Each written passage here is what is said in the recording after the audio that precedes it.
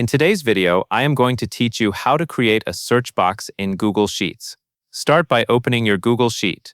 You can do this in a brand new spreadsheet or in an existing file that already has data. The important part is that you are on the main grid where you can click into cells and type. Next, click on the cell where you want your search box to live.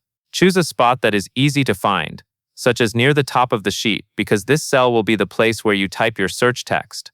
When the cell is selected, it will have a highlighted border around it. Now click into that same highlighted cell again so the cursor is active inside it. Then type the label or text you want to use for the search box.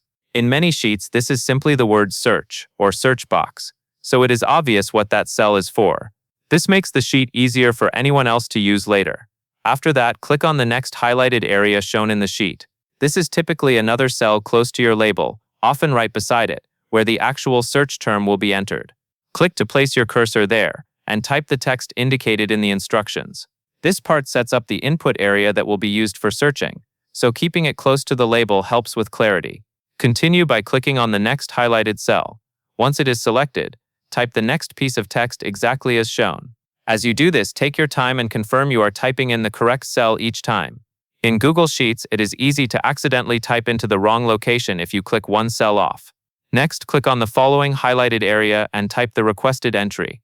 This keeps building the search setup in the layout provided. If you want the search box to stand out visually, you can later format the cell with a fill color or border, but for now, focus on entering the text in the correct places. Finally, click through the remaining highlighted cells shown in the last few actions. Each time you click a highlighted cell, type the exact text specified. These final clicks confirm the placement and complete the on-sheet elements used for the search box area. Once you have finished, you should have a clearly marked search box section in your sheet that is ready to use with your data setup. And that is all there is to it.